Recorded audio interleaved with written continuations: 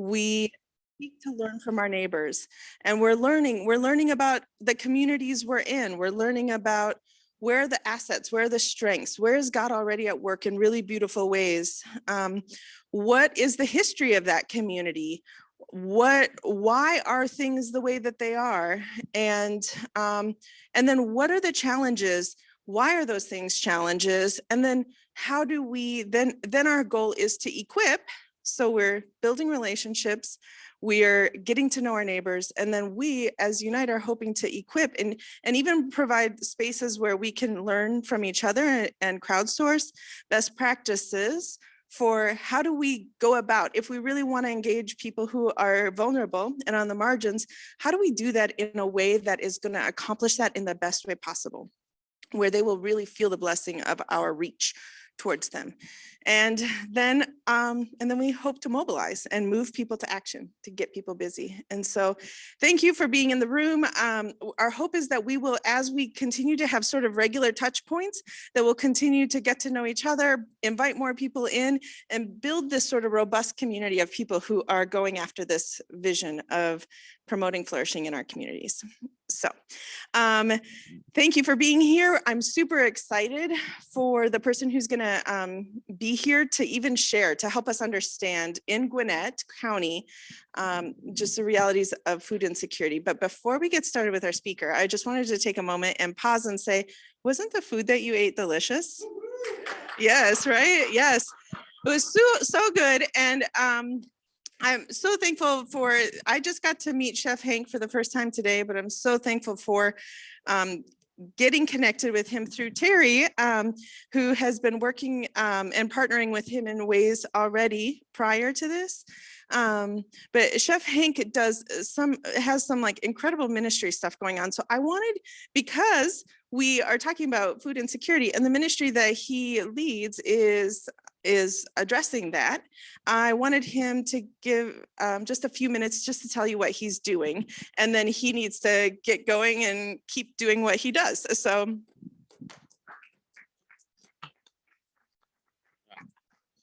thank you, Ruth. First of all, I'm just in thought about what's going on in our communities now and how this organization started. You know, first of all, I'm over a 30-year restaurant professional, and God has led me to what I'm doing now. And basically, it was just the idea of all these different things and that I've done through my life in the industry.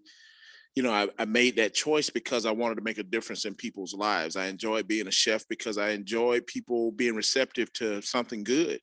And, you know, as a chef growing up, you put a lot of pressure on yourself because you don't ever think it's good enough.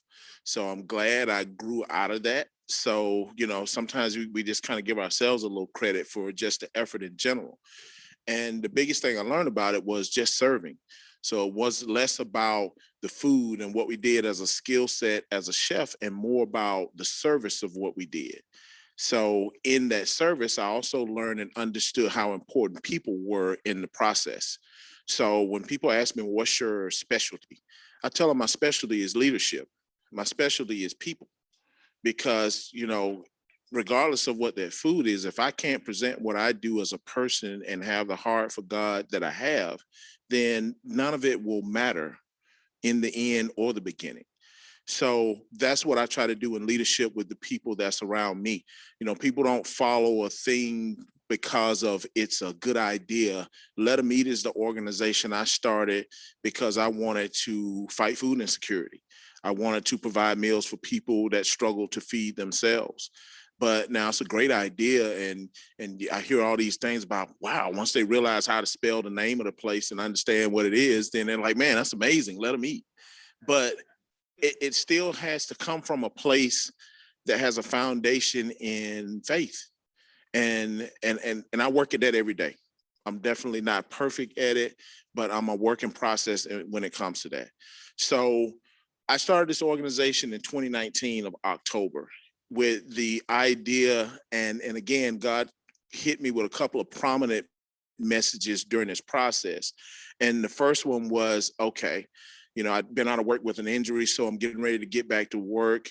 And I said, okay, well, I don't want to go in a restaurant. Just don't want to go back into a restaurant. I'm getting a little older. It's not the place for me. Just it's really difficult work. And so I want to get a food truck. I want to feed people. And God tapped me on the shoulder really hard. And he said, give it away. That was the first message I heard him in October of 2019. He said, give it away. So I didn't have any apprehensions about it because I'm like, okay, well, I get that. I've started nonprofits before and I understood what that process needed to look like. I also knew that I needed to take a couple more steps further this time around than I had before with obtaining the 501c3 and some of the other things that I need to do. So I was like, okay, well, I got to get over those obstacles and make sure that stuff happens. So we went through all that process, but I'm still thinking, God said, give this food away. And okay, well, we'll make that happen. So we finish up 2019 and I'm putting the idea together. I'm actually working at First Baptist Church in Snellville at the time. And, one of the things I was able to learn from being a chef in a restaurant, and most people would say, well, why does a church have a chef? And my whole thing was, well, I'm going to show you why a church should have a chef. Number one, if you have a kitchen, you need to be using it to feed people. Not only the people that are members of the congregation, but you also should be using it to help feed people in your community. So my focus was to be able to go into that church and do that. And we had a big Wednesday night meal there, and it went from 150 people, with half of the people bringing their own food in, to over 300 people every Wednesday, and everybody eating this food. But the one component that was missing was, are we doing this for the congregation or are we doing this for the community? So I wanted to make sure that we were continuing to reach out. So God put it on my heart coming into 2020 about, well, I want to reach the community more. I want to do more with this kitchen to reach out to the community. So I'm going to give this food away. I'm going to work through this because God has basically led me to this point. And then COVID hit. So the next message I heard from God was now. Okay. It's just weirdest thing. It's like I hear now, I know it was just out of nowhere, but I understood that meant now is the time for you to take all that I've given you over these 30 years and apply it and help people that have never needed this kind of help before. It's going to be even more prominent. You're going to meet more people. You're gonna be engaged with more people. So everything that I've made you to be, now it's time for you to be that person. I've worked in restaurants, and some of you may have worked in the restaurant industry before, and some of these environments, and Matt can attest, are some of the most horrible environments you could be in. But I've also championed working young people into that environment to have to make a choice. Hey, you can either go over here with the people that want to do drugs, or you want to learn something in this environment and be able to apply it later on in life. So these are the different things. And a lot of times that didn't help me keep a job. It put me out of a job because I chose to be a leader rather than a boss.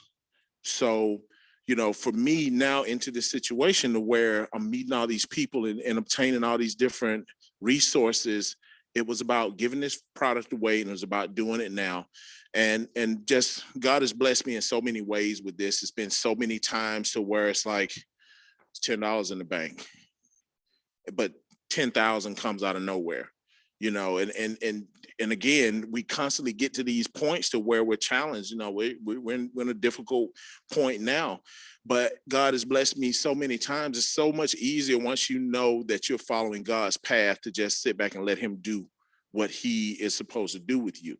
So it makes it a lot easier to do this service and to give and to go now and to do these different things.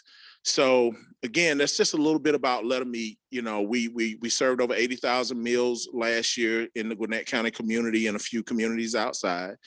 We're at 2,100 meals a week right now. We were doing about 3,000 meals a week a couple of months ago. But we're still constantly putting meals out into community. But things are getting different now, which is great. I told somebody a moment ago, the day that the world doesn't need Chef Hank doing what he does, then I've done my job. But it's a big world. So we got a long ways to go. So we're going to continue to do service. I just ask you guys continue to pray for our organization, let people know about us that can make contributions, that can contribute to us, because sometimes, people don't understand just because we're giving these meals away, they actually cost money. So, yeah. So, just a lot of amazing resources out there for us to be a part of. So, I wanted to thank Terry, first of all, for all you've done. I've called you and reached out to you on many times where I really needed to hear some sound advice about what was going on. So I want to thank you for that. And, allowing me to be a part of this thing today, and rooting for everything you guys do. So thank you all again. I'm glad you enjoyed your lunch and look forward to seeing you some other time. Thank you, thank you, thank you. So before you leave, just to clarify, so people can, of course, they can just donate money. So today we catered our event and paid you for that, right? And you use that as a funding mechanism for the ministry. So if you're looking for someone to cater an event, they would be available for that. And then also, if I understand correctly, you partner with churches in some ways to extend your reach out into communities, right? As far as, so like if you are seeking to reach out into your community and provide food for your community around you, you do that kind of work, right?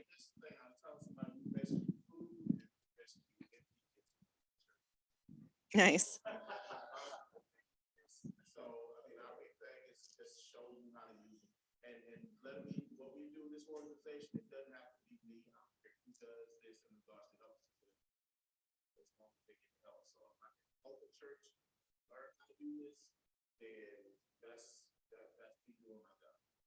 Awesome, thanks. Very good.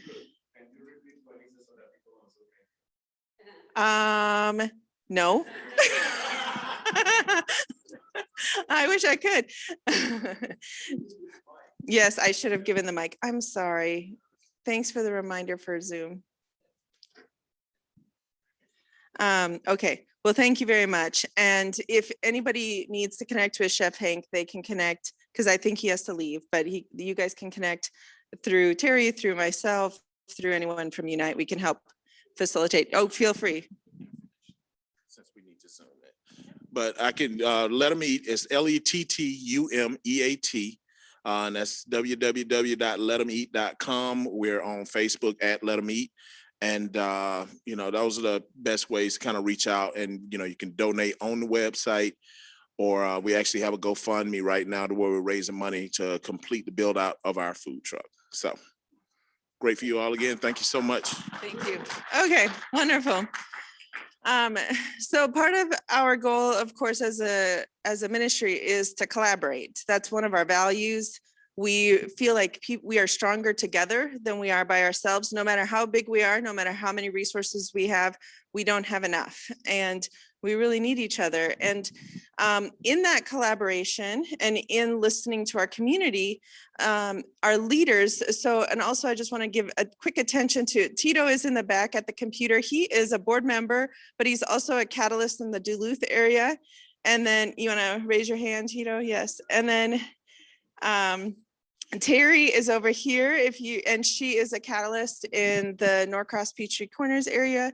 And but so as they have been listening to the Gwinnett community and the Gwinnett leaders, one of the really significant items that's risen to the surface as an item where flourishing is lacking is in the area of food security or food insecurity. And of course, food insecurity can happen for multiple reasons. It can be a significant crisis that creates vulnerability, and a person maybe prior, they were doing fine. They were kind of trucking along, and then a crisis hits, and then all of a sudden they just don't have the resources to make it and to the next paycheck, or to get the food that they need on their table. And then other times food insecurity can happen as a result of a long-term sort of generational or it can be sort of something that's been a part of a person's life for a long time.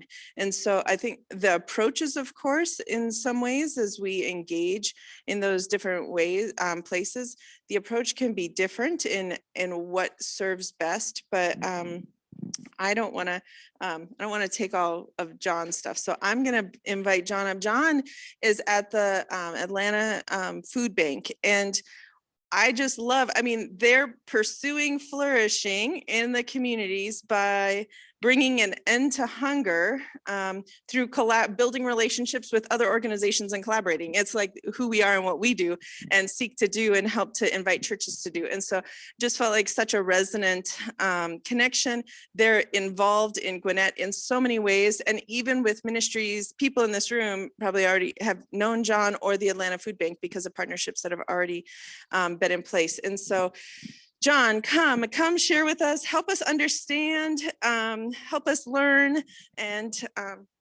whatever we need to know. Absolutely. Thank you for that very generous, kind introduction. There's a lot to aspire to there. I'm going to leave the oil there in case I need to do some anointing here in a minute. See where the conversation goes. I'm going to move this if that's okay.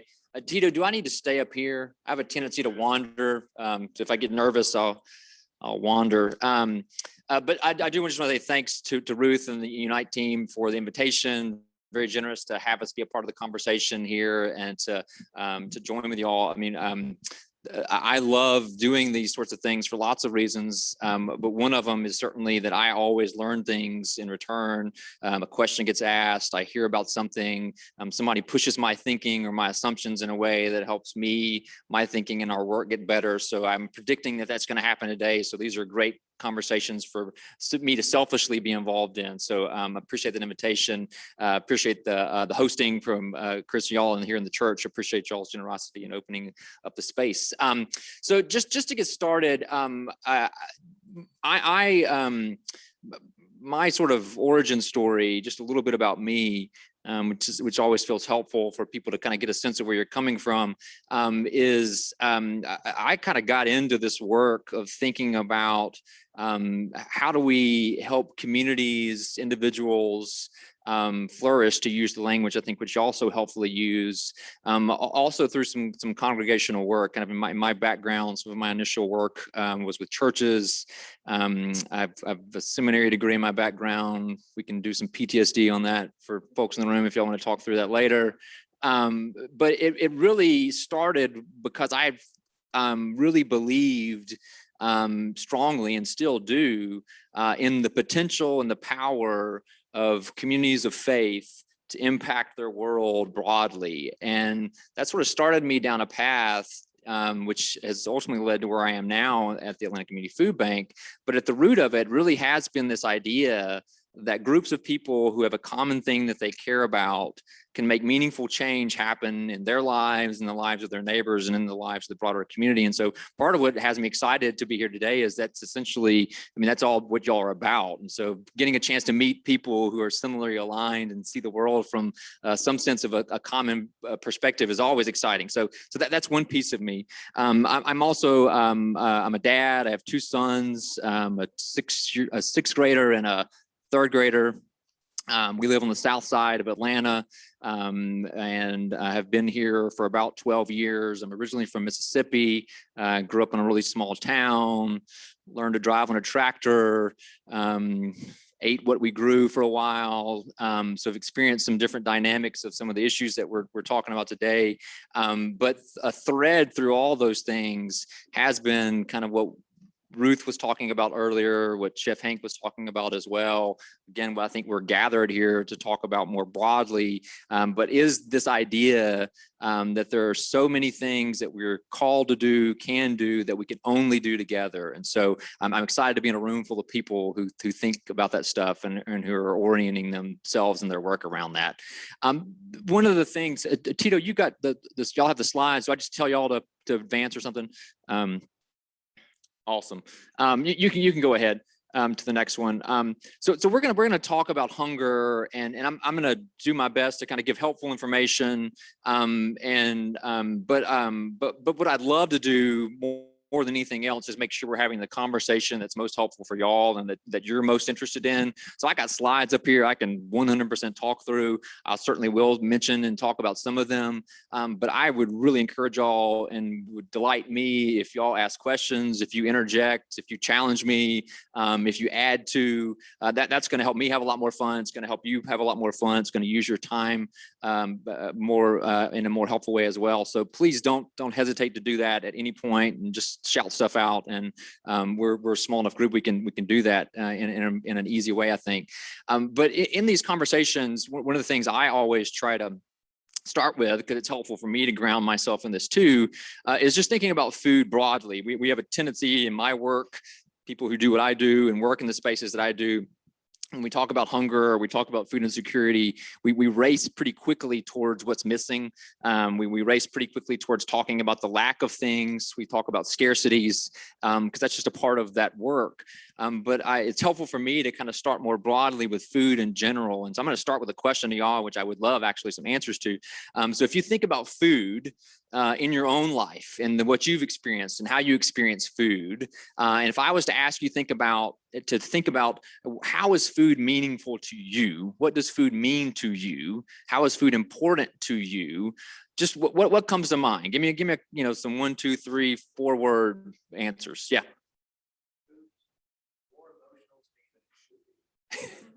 Yeah. So it's not just physical, right? So that for the Zoom folks, so food is emotional, right? And food means community, right? Yeah. Intimacy, yes. Comfort, food means comfort. Food can mean hunger, right? The lack of, right? Yeah. Food means history, right? Our family history, our tradition, our heritage, all that, yeah. Food means culture, yep. That's right. We eat too much and we cook too long, maybe.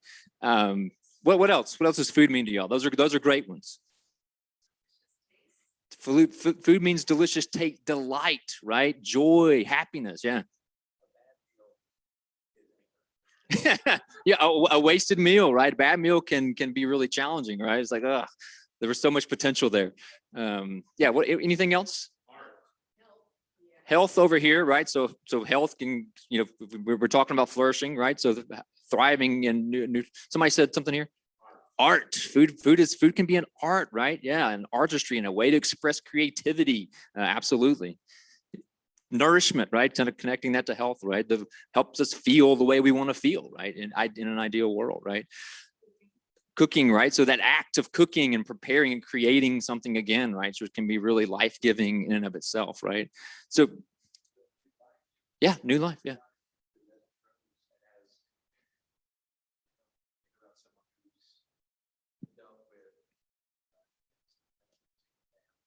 Yeah. Yes, yeah. Yeah. Food is connected to life, and it allows it to thrive, it allows it to flourish, to continue. And it's also just part of who we are. It's how we're hardwired, right? So all those things that you just named are really important sort of meaning-making components of how we experience food, right? Connects us to each other. It helps us understand ourselves, our people, our life, our heritage. It's how we celebrate. I just did a trip with my family, kind of our first road trip in 12 or so months. And the trip we did was a trip that probably a lot of people are making right now. We did a sort of a 4-day driving trip to see family, people we haven't seen in 12, 13, 14 months.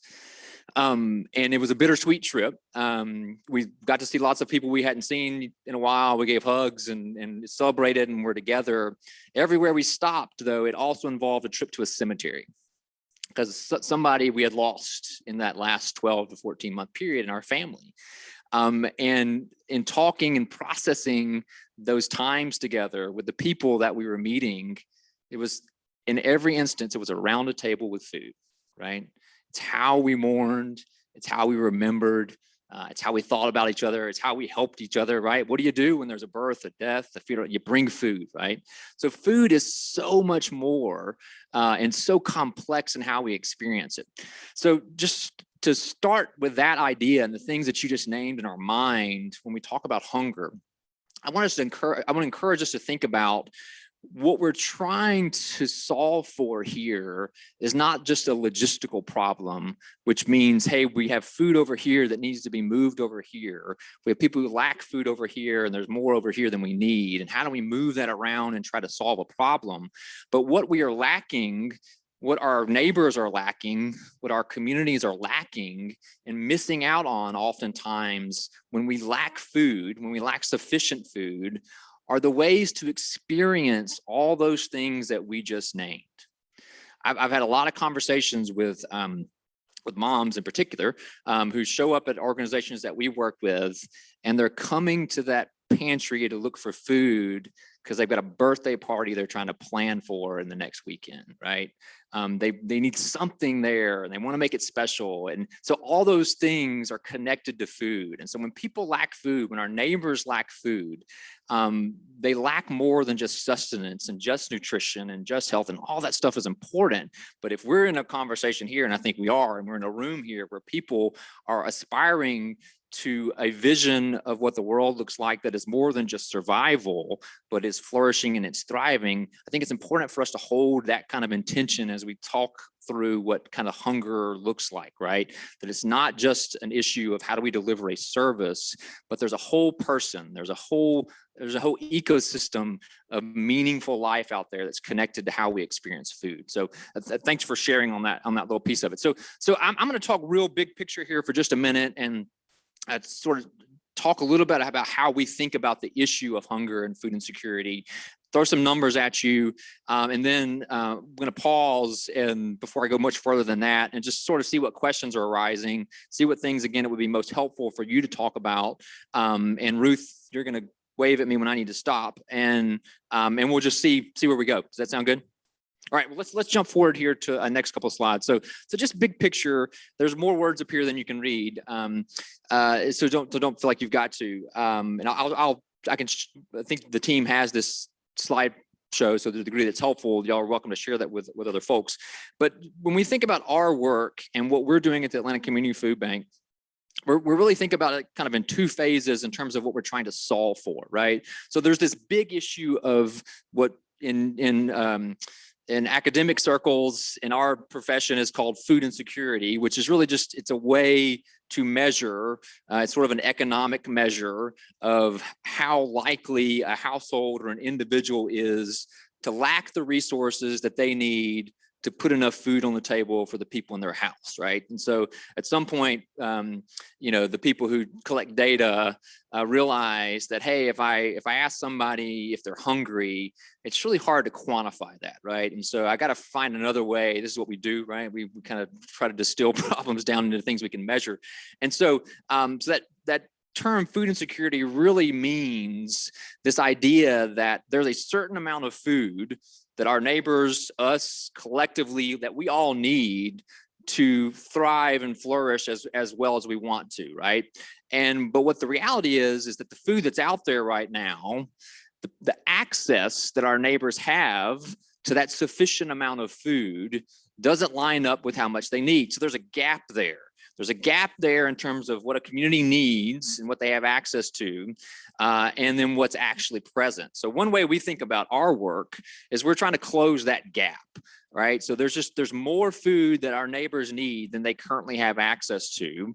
And we've got fancy math we can apply to that. And, we've got, KPIs and metrics that we're trying to achieve and numbers that we're trying to get out there that's really aimed at closing that gap, that statistical gap, right? So that helps us in our operations, right? We're essentially a really big food logistics organization. We've got 20 trucks that are all over the road, and we've got a 300,000 square foot warehouse, and we're moving food all over a 29 county area trying to address that problem. So that's one way that we look at our work.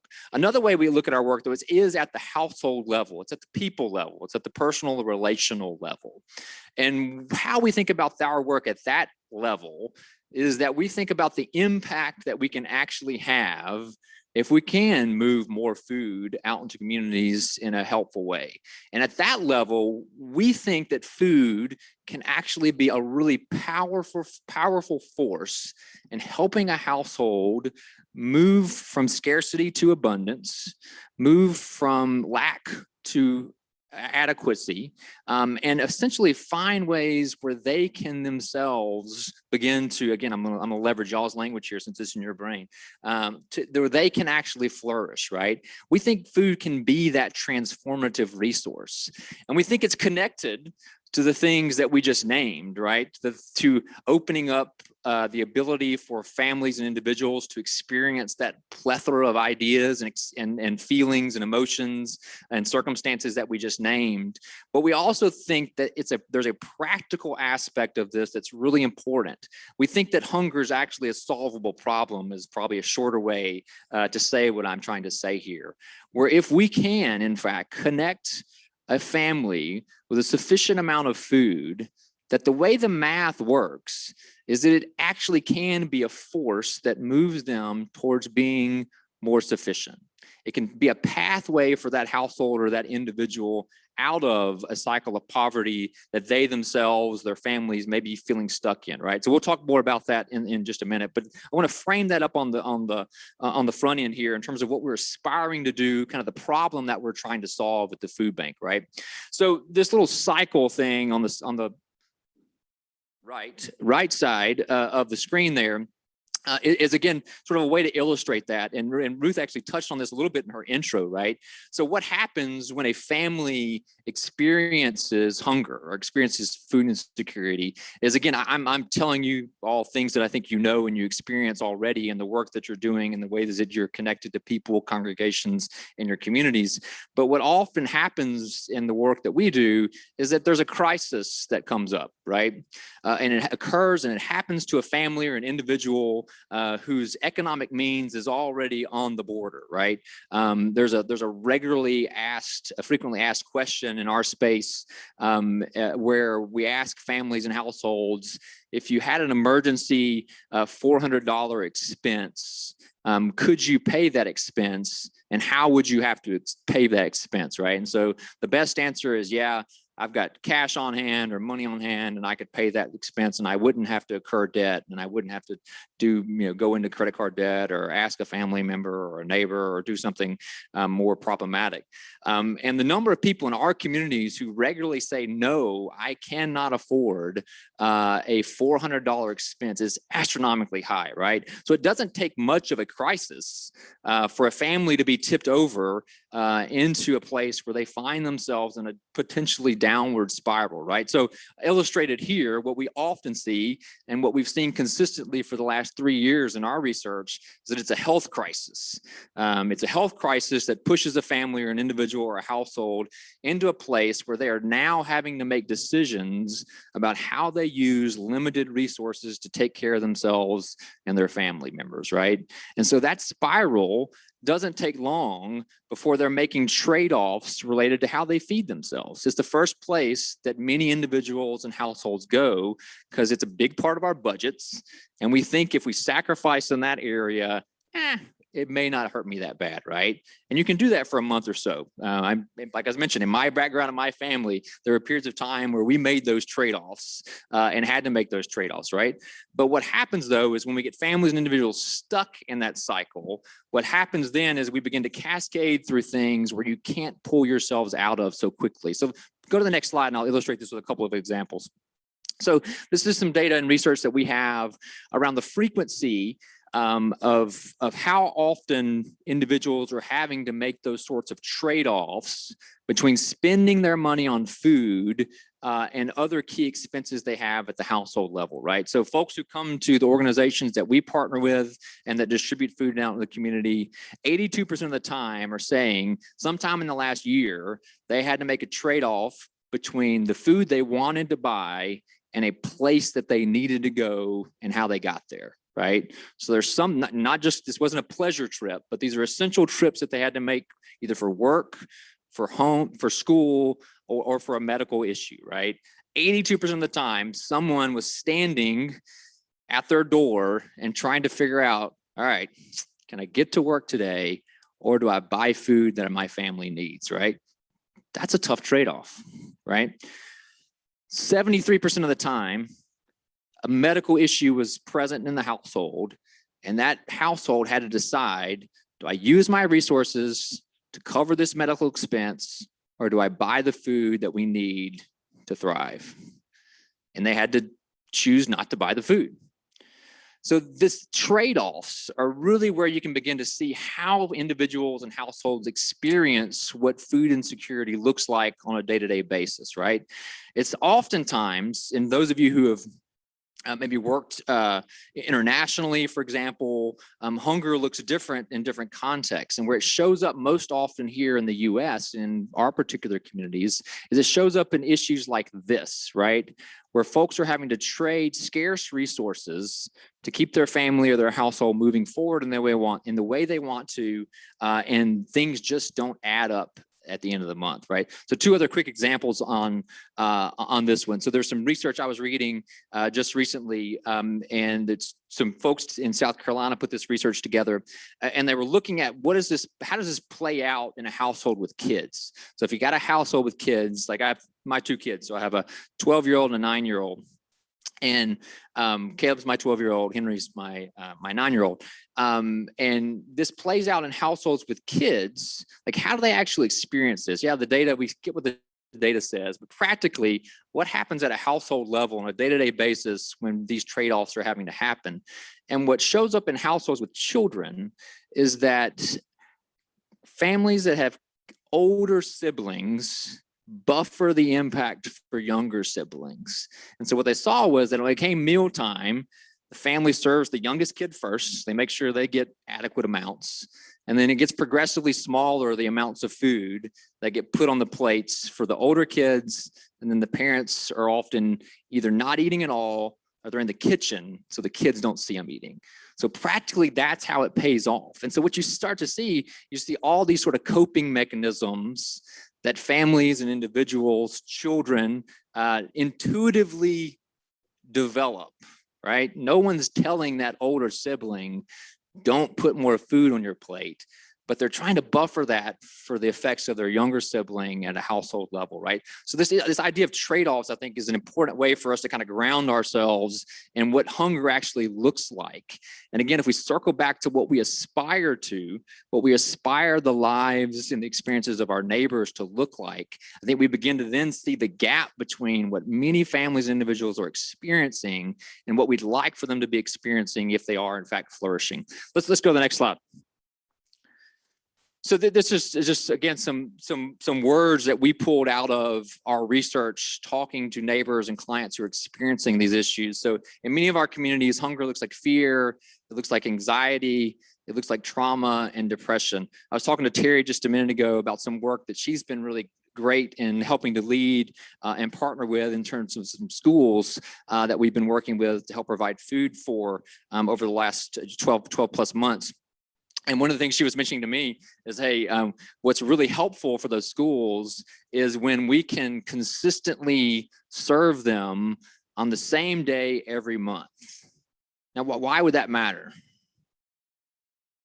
Like I try to get my groceries in the same day every month or week, right? But if something happens, I adjust, I pivot, I can plan around it. I've got flex, I've got slack in my system, right? I've got some measure for error.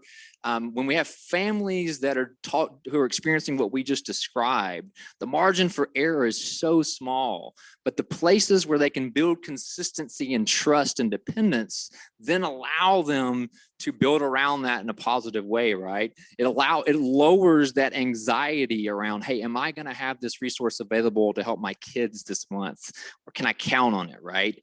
And that then begins to shape the way they experience other parts of their lives, right? If you're living month to month, anxious about whether you're going to have food on the kids, that does things to you mentally, and it does things to you behaviorally, right? Yeah. Hold on, should I do this, or you got no? Okay. Where it was like that, growing up in a family like that, okay, sure, okay. Right. Growing up in a family where you experience that, then that carries over into adulthood, and right, you might overbuy or overdo the food stuff to make up for what you lacked in your childhood. Yeah. which can itself lead to other issues. 100%. Yeah. So if I'm connect this back to that, what I mentioned earlier about this research, right? So these researchers, we were working with these families, discovered one of the coping mechanisms that older siblings develop is that when they're hungry, because they've deferred some of their eating, is what they'll do. They put more liquids in their body. So they drink, ideally, maybe they're drinking water, but there's often other things in the home, right? There's sugared beverages in the home, right? And so if you have a family, and you have a kid, and they are feeling hunger, and to defer that hunger, they just need to fill their stomach up, and they're drinking a lot of sugared beverages, right? What does that do to you nutritionally, right? And that sort of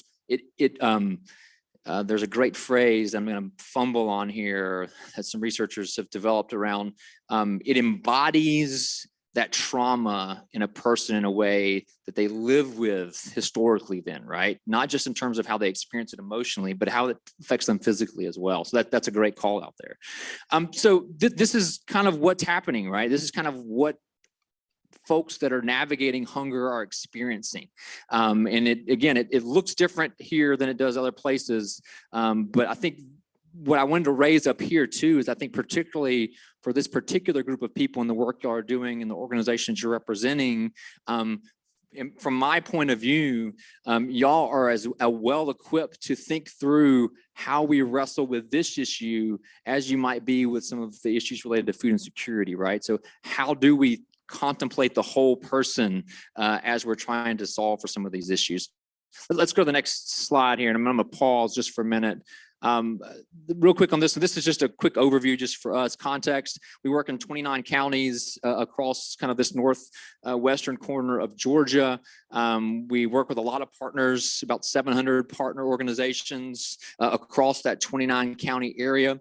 The primary way that we work with those organizations, and several folks in the room are connected to the work that we're doing, is we're out there just trying to source the food that our partner organizations need to then distribute and operate the programs that they operate, right? So we're trying to beat the bushes out there, collect that food, make it available so that our partners can then spend the bulk of their time and resources in that face-to-face work embedded in their communities in really helpful ways. So let's go to the next one. Just as a quick kind of high-level number here, just to kind of give you a little bit of scope of what we're working with in terms of the issue nationally, then a state level, and then we'll look at Gwinnett in particular.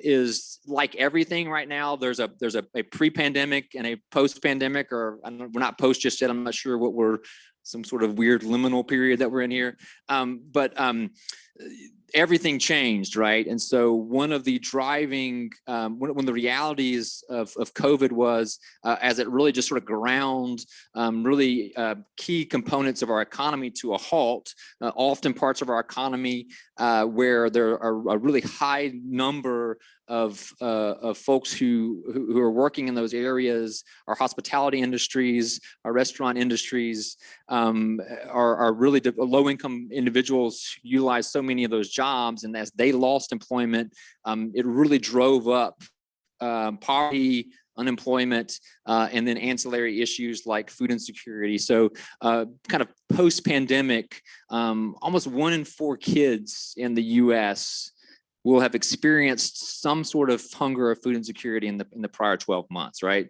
That is mind-blowing to me. Like we haven't seen numbers like that in a really long time here in the US. So that's the kind of scale at the moment of the issue that we're working with.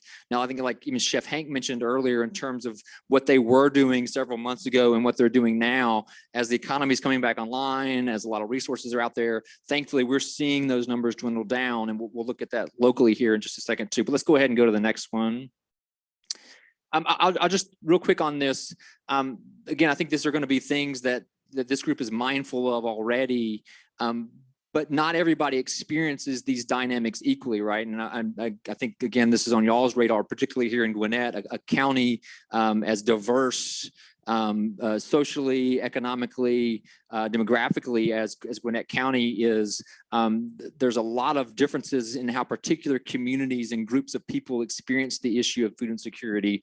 You're more than 2 times more likely to experience food insecurity if you're a person of color in the US. That's a reality of what that looks like for us here. Households with children are almost 3 times more likely to experience hunger than a household that doesn't have children. And you can see the rest of the dynamics there. So there's a significant amount of variety in how people in particular communities experience this issue that we need to be mindful of as we look at our own communities, right? Let's go to the next one. I just mentioned this. Let's go to the next one. Just one kind of Gwinnett specific thing here that again is consistent with our region, but again with a county as diverse as Gwinnett is.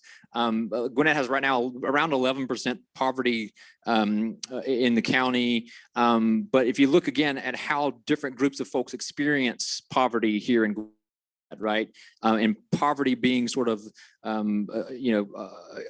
interchangeable with food insecurity, our household who's likely to experience food insecurity in many ways, right?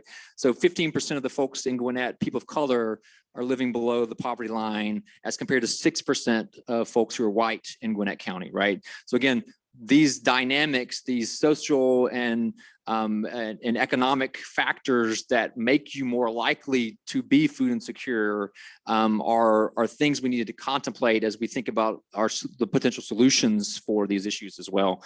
And let's go one more and then we'll pause. Nope, let's keep going. Sorry. Let's go like 2 or 3 more. There's a Gwinnett map. That's what I'm looking for. Keep going. Keep going. There we go.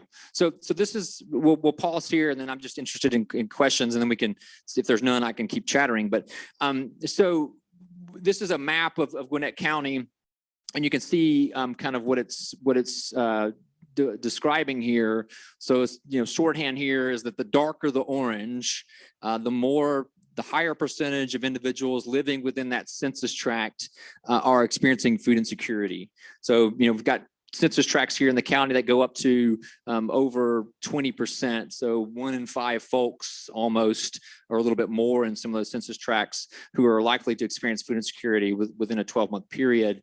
And then obviously a fair amount of variety within the county in terms of how those numbers play out. These are post-COVID numbers. So this is something closer probably to describing what reality now looks like than sort of pre-COVID numbers. But my guess is, as I mentioned, that even these numbers have come down a little bit, hopefully. So wanted to put this up and just sort of pause for a moment because I've got a question for you that I'm curious about, but then also would love just pausing for questions more broadly around anything I've said or something that is sparked in you in terms of your thinking. So my question to you, just to start there, is there anything about this map as you look at it that is surprising to you or that makes you think differently about an assumption maybe that you had?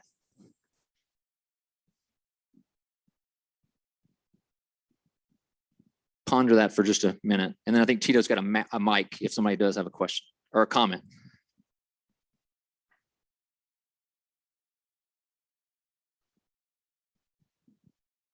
One question here. I wouldn't necessarily say I'm completely surprised, but the map is probably a little darker than I expected. That's a great call out. I think if you looked at any county map from this last 12-month period, it's going to be darker than folks expect for sure. So that's partly an indicator of just sort of, hey, what the world we've been living through and navigating.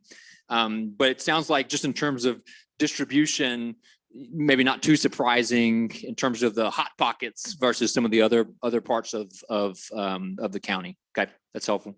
Any other thoughts or reflections that as you sort of think about your particular community?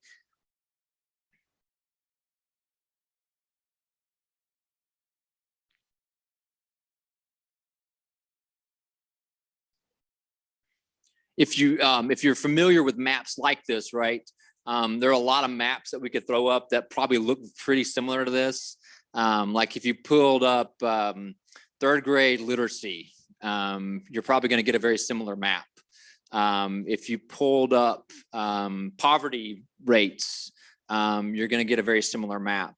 And there's some, I think it's sort of just worth noting that maybe because again, as we think about the interconnectedness of some of these issues, and then I think maybe as we sort of trend towards a different part of the conversation, sort of as we think about, we had a couple here. Go ahead.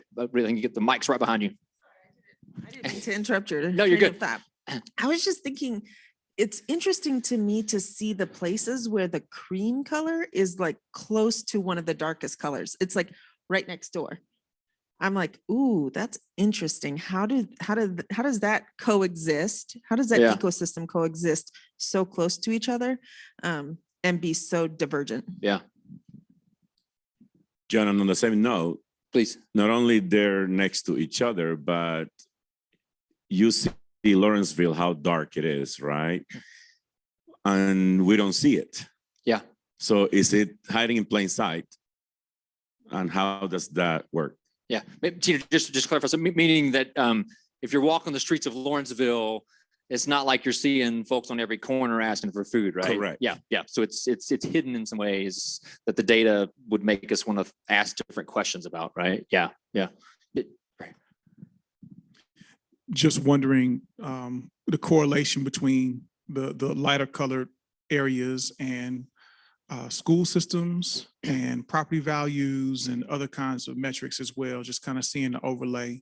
So immediately that lower section outside of Lawrenceville looks like it might be Brookwood to me. I don't know for sure. The Mountain Park region looks like it might be Parkview to me.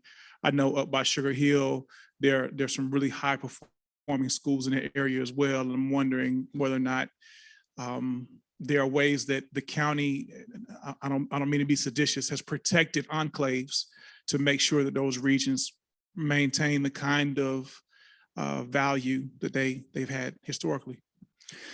Yeah, or those are great observations, and I think what you're pointing to, right, is the way historically, you know, for a huge variety of reasons, which are outside the scope of my conversation today, resources are either directed or funneled or moved or encouraged or invited into certain parts of our communities, right? Just looks really different. It's not equitable. And you can see it when you start to look at things like these maps, right? And similar things that you mentioned, whether it's, you know, the cost of homes, whether it's the quality of the performance of particular schools, all those things are linked and often fall into the similar communities. Yeah. One more over here and we'll, yeah.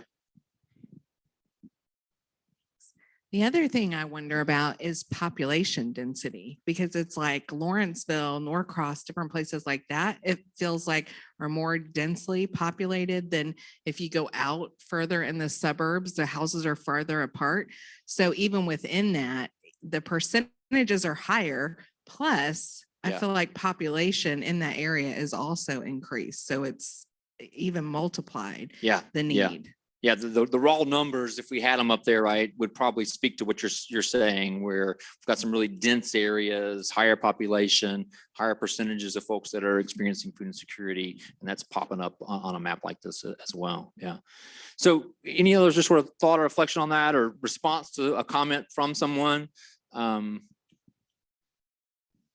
Be thinking about that. So then in terms of what I've said so far, any questions outside of the map here that folks want to poke at or think about real quickly? Please. How often do you deliver the food? How often do you deliver the food? How often do they, how do they find out about you? And also, you know, feed people that now can't eat this and can't eat that. Do you all cater to that too? Those are not simple questions. They're really good ones. Absolutely. So the way that we work, again, and again, there's folks in the room who are connected to this work and they understand it and can speak to this even more so than I, right? So again, our kind of role in the food, you know, kind of the ecosystem of fighting hunger really is to try to be that sort of central source to get food for organizations who want that to be part of the programming that they offer, the services that they offer, the way they serve their community, right? And after that, what we try to do is we try to trust the organizations who are embedded in those communities to know best what that particular community needs, right? So we don't have a standard model of giving out food, right, that we're asking folks to implement. What we do is we sit down and we have a conversation with an organization that wants to distribute food. They see a need. They want to try to be part of what it means to solve for that need. And we sit down, we kind of help them think through what that might look like. And we try to ask them good questions that helps them understand the things that you're just describing, right? So if we've got a community that we're trying to serve, and a lot of the folks that we know need help work during the daytime, right? So let's think then, all right, we don't want to have a food distribution that's between the hours of 10 and 12 in the morning, right? We want to think about how do we put that in the evening so that more folks can access that food. So the long answer to your question is that whenever possible, we work with the local partner of ours to design a model that fits the needs of that particular community, right? So trusting the folks who are embedded and present in that community. The issue around varieties and types of food is a really complex one, right? And so there's a whole component of things there, not just in terms of sort of dietary preferences or needs because of food allergies or whatever, but as we mentioned earlier, right, a really important component of food is heritage and culture. It's what we know to eat, what we like to eat, the things we know how to cook, right? I'd say we can, if you ever come down to our facility and you walk through our space and you don't see peanut butter, it's a problem because it's such a staple of hunger relief work across the US, across the world, globally, actually. But again, not every community and culture likes peanut butter, right? There are places we don't send peanut butter. There are places that we don't send pasta sauce. There are places that we don't send noodles. So we try as often as we can to have a nod towards that reality, but we are still not General Mills. Like, we're not Kellogg's, right? We're a nonprofit, and we do as good a job as we can in that regard. But there's some realities that we just don't have the resources to aspire to there just yet. Yeah, too. We have a question from Diana on Zoom, and she asked, how was the data collected and compiled for the map? And I want to add to that, is there data like this for other counties as well? Yeah, this data is available for all the counties that we served, and this data is compiled from an annual report that the USDA, U.S. Department of Agriculture, does annually to survey food insecurity across the U.S. So they're the sort of federal agency that it's their job, task to annually survey the U.S. and see how the nation is doing related to that issue. And then our national umbrella network, Feeding America, we're one of 200 food banks that serve the U.S., takes that data, and they work with a team of researchers to take that data from the state level down to the county and then the census tract level. And so we update this data annually in partnership with them, and it's available for any of the counties that we serve. And I'm happy to help provide that for other folks that may be interested in other areas. Folks, raise your hand or if you've got a question, but let's bump forward. I'm going to tell you to keep going really far here just for a second, because I'm conscious of time and I want to trend towards ending with a little bit of a conversation about the sort of so what here. So bump forward, maybe almost to the last slide. Keep going. This is just boring stuff. Keep going. Keep going. How can you help? Keep going. One more. All right. So let's pause here just real quick. So the thing that if I'm able to leave you with something as you think about this particular issue, and there's a desire to think about how you, your congregation, the community that you're connected to might get involved in this space. There's sort of four things I'd hold up here. One is relationships, which has already been mentioned multiple times here, right? Some of my background, some of the first work I did with the food bank was some community development work, some community organizing work. And one of the principles that we use in that work is that meaningful change can only happen in the context of relationships, right? That's y'all's bread and butter, you know it. And so that's equally true in this work as well. So I would encourage you, Tito mentioned, if you're in Lawrenceville, you could probably live and maybe not experience the reality of that almost 20% of folks who may be experiencing food insecurity, right? And so the encouragement that I often thing I encourage folks to think about, and I encourage myself to aspire to this as well, is how proximate are you on any given daily, weekly, monthly basis to folks who may be experiencing that, right? And if the answer is not very, to think about, well, how might I change that, right? I'm missing something there in my community. And so how do I get closer in a relational way to folks that aren't just sort of working on the issue, but folks that are experiencing the issue, right? So as you think about your organization, your community, your church, your congregation, odds are that there's someone in that sphere who is in fact experiencing this. One thing about Gwinnett is that hunger is wealthier in Gwinnett than it is in some other places. So, you know, we one of our metrics in our line of work is to think about how many people in a community are eligible for food stamps, SNAP as we now call it. And so there are more people who are hungry in Gwinnett or who are food insecure in Gwinnett who make too much money to get food stamps than there are people who can get food stamps. I don't know if that makes sense. So more hungry people above, to get technical, 130% of the federal poverty line than there are below it, right? That probably doesn't surprise you just because that's the dynamic here in Gwinnett maybe. But hunger is wealthier in a place like Gwinnett than it is in a place like downtown Atlanta, for example. And so the odds that you are already in relationship potentially with someone who is experiencing this issue or maybe 1 degree removed from this issue are pretty high. And so how do you think about using your relationships, broadening your relationships to bring you into contact with folks that are experiencing this on a regular or daily basis? The next one is partnerships there. And again, this is y'all's bread and butter too, so I don't need to elaborate on this here. But to think about, are you, again, you know, this sheet is tremendous, right? Is this the one that didn't spill water on this one? I'm just kidding. I just, you know, this sheet is great, right? There's a host of organizations that are on this sheet that are doing this work. And so how are you connected to some of those organizations in a way that brings you into partnership with ways to support it?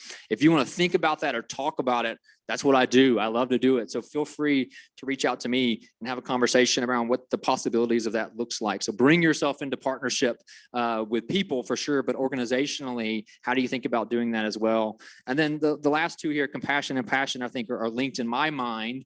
So one of the things that I've been doing this work area on the hunger issue, one of the gaps that I have seen growing over that time, even while the kind of meal gap I talked about has kind of declined and or expanded, is that we are more challenged right now with the compassion gap than I remember being before.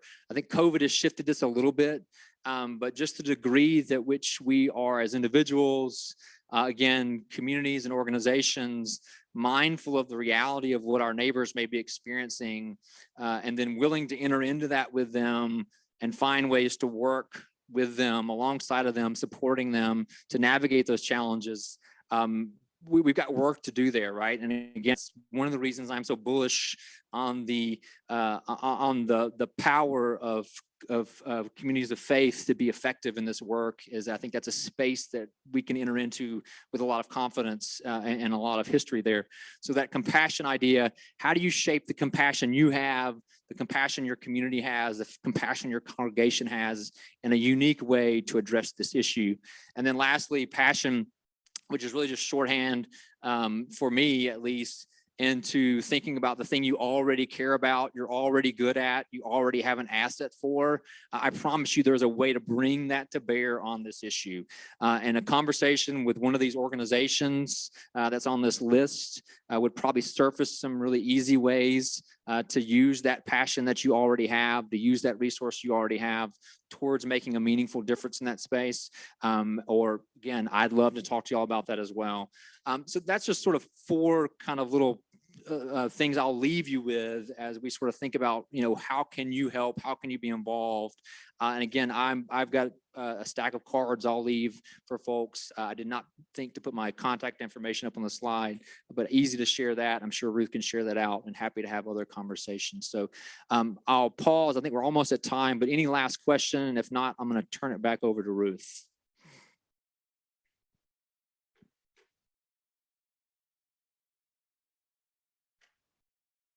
Okay, I don't hear any. Well, it's been a delight and a pleasure. I really appreciate the time and the great conversation that y'all had. Thank y'all. Thank you. Man, this is a wealth of information. And is it okay with you if we send that slide deck out also? Okay, so for those statistics, some of those graphics, I think that could be helpful. You'll get that in your follow-up email as well. So again, thank you.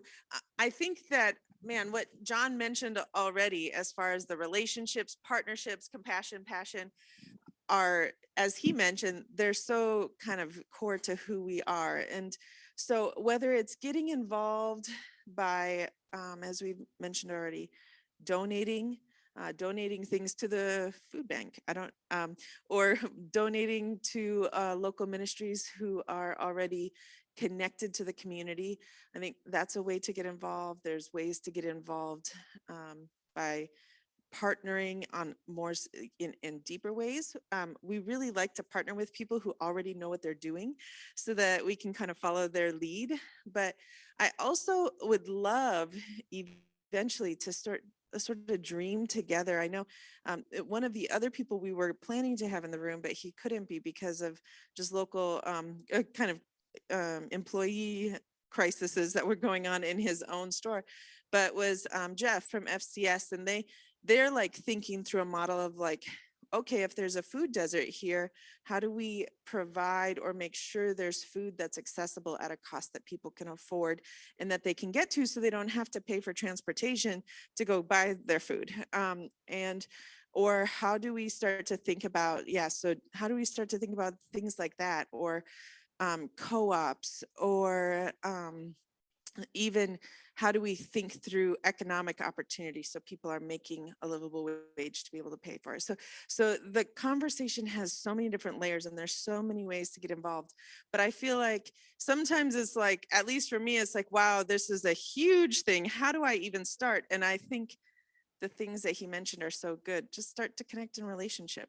Just reach out in relationships, start to get to know one or two people, start to get to know one organization, and form that relationship and then see where it takes you. So thanks for being here today. Thanks for connecting.